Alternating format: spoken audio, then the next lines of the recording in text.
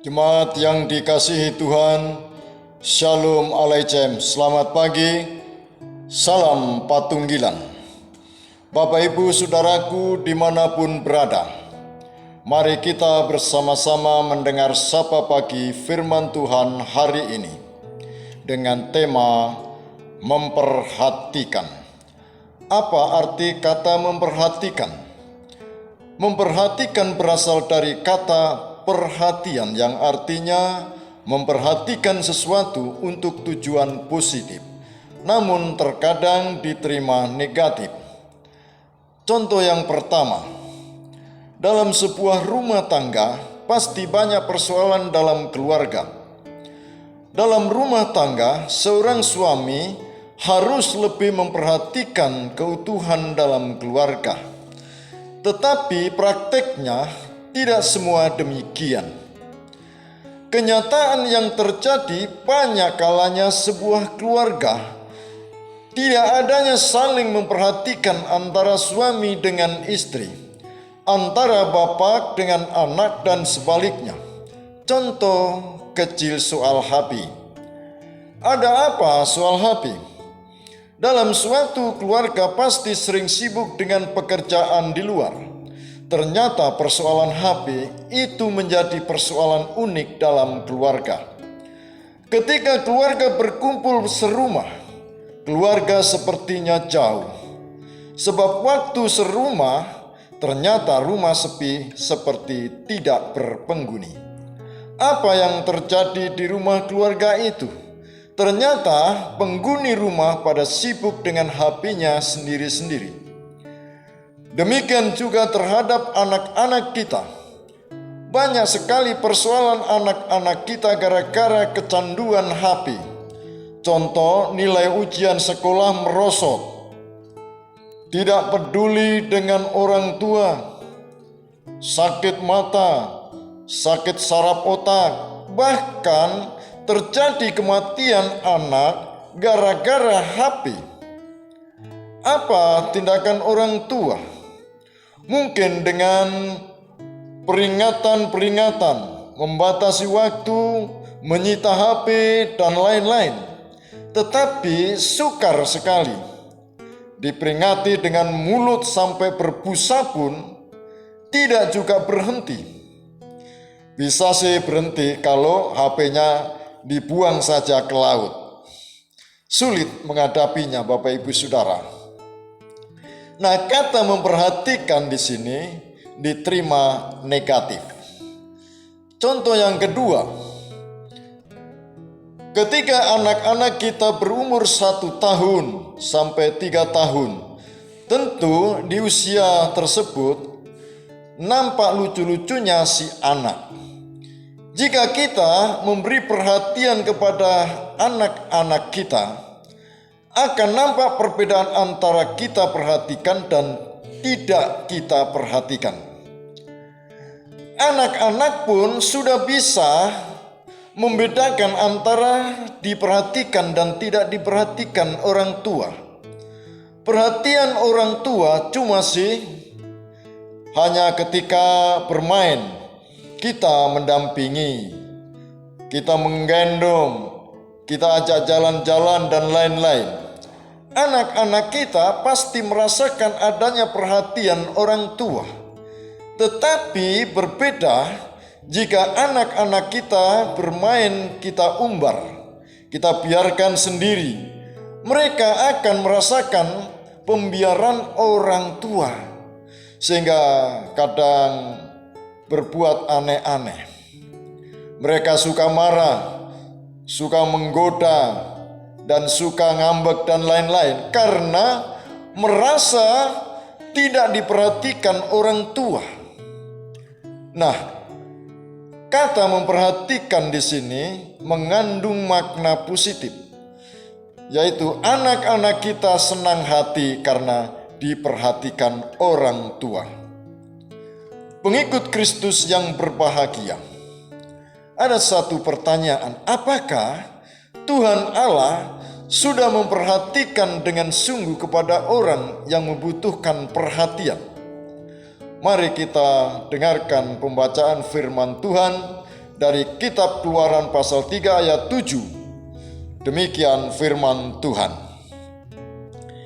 Dan Tuhan berfirman, Aku telah memperhatikan dengan sungguh kesengsaraan umatku di tanah Mesir, dan aku telah mendengar seruan mereka yang disebabkan oleh pengerah-pengerah mereka. Ya, aku mengetahui penderitaan mereka. Jemaat yang dikasihi Tuhan, menurut ayat ini, Tuhan Allah tidak berjanji untuk digenapi, tetapi Tuhan Allah telah bertindak sendiri hadir di bumi karena umat Israel dalam kesengsaraan. Kita dapat melihat di ayat sebelumnya, ayat 4. Tuhan Allah menampakkan diri kepada Musa di semak duri berwujud api yang membara. Musa melihat dan mendekat. Lalu Tuhan memanggil Musa menjadi hambanya untuk memimpin umat Israel keluar dari tanah Mesir.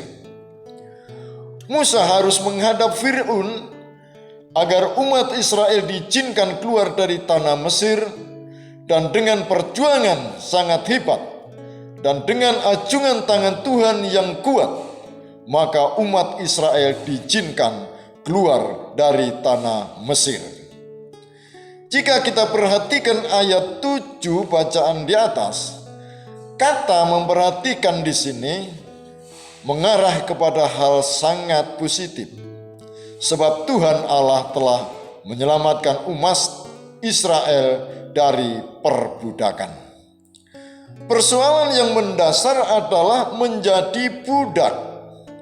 Sebab menjadi budak, siapapun orangnya pasti direndahkan martabatnya, ditindas, disakiti, dihina, nilai-nilai kehidupan hancur, tidak ada kebebasan, hidup dalam kepedihan, sangat menderita.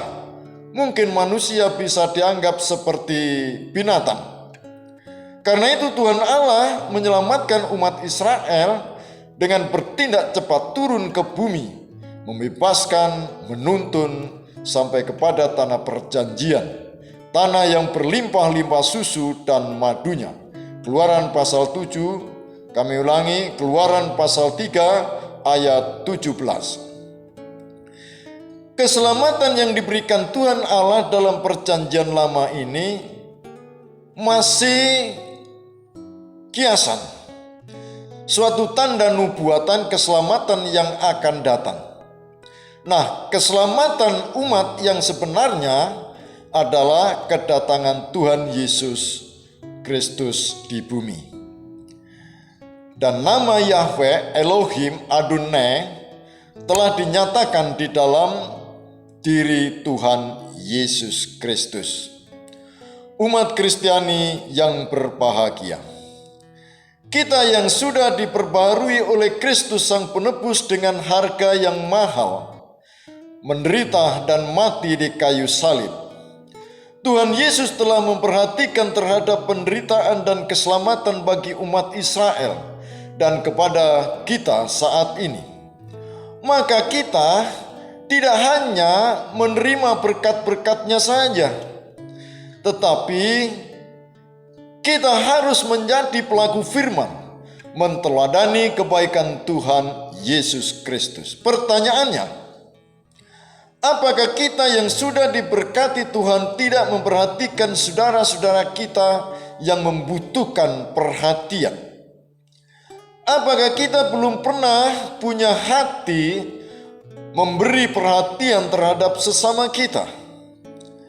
Apakah alasan sehingga belum dapat melakukan teladan Tuhan Yesus? Jemaat yang dikasihi Tuhan, kita harus menjawab pertanyaan dengan jujur di hadapan Tuhan Yesus, bahwa kita harus mengaku belum memberi perhatian serius kepada sesama kita yang membutuhkan perhatian. Contoh, kita belum berbagi, kita belum bisa membantu kesukaran orang lain, kita belum dapat menghargai dan menghormati orang lain, kita belum mengasihi sesama kita. Mungkin kita masih punya hati sombong, congkak iri, dengki, dan pendendam, dan sikap angkuh, dan lain-lainnya. Inilah keberadaan kita yang harus kita sadari sekarang ini. Alasan unik yang sering muncul dalam diri kita, alasan sibuk, dan lain-lain. Yang tahu adalah diri kita sendiri dan Tuhan kita. Yang perlu kita jaga adalah kebohongan terhadap diri kita sendiri dan terhadap Tuhan.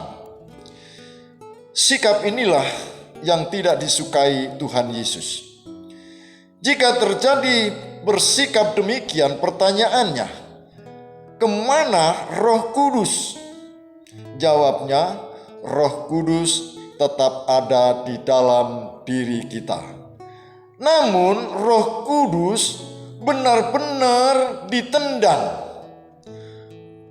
Karena ditendang oleh sikap yang tidak baik kita, maka Roh Kudus merasa sedih, sungguh sangat sedih, karena perilaku tingkah laku kita tidak baik. Mari kita bertobat, memohon kekuatan dan kemampuan dengan berserah diri di hadapan Tuhan Yesus, menyangkal diri, memikul salibnya, dan dengan setia mengikut Yesus Kristus dan melakukannya. Kiranya sapaan firman pagi hari ini kita dimampukan menteladani kebaikan Tuhan Yesus Sang Juru Selamat kita. Shalom Aleichem dan selamat beraktivitas. Tuhan Yesus memberkati. Amin. Mari kita berdoa.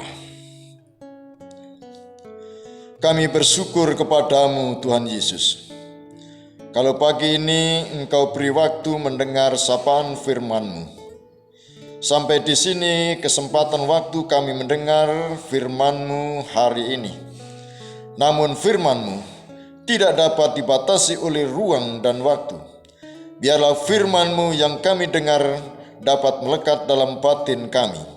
Demikian kuasa Roh-Mu yang kudus berkarya atas kami, bekerja dengan maksimal, memberi pengertian, memampukan dan menolong kami. Biarlah firman kebenaran-Mu itu dapat kami nyatakan kebenarannya dalam setiap hidup kami dan dikuatkan karena firman-Mu. Kiranya firman-Mu menjadi berkat bagi kami dan menjadi berkat bagi semua orang, demi kemuliaan bagi nama-Mu. Dalam Kristus Yesus kami berdoa. Amin. Sampai jumpa kembali. Selamat beraktivitas. Tuhan Yesus memberkati. Amin.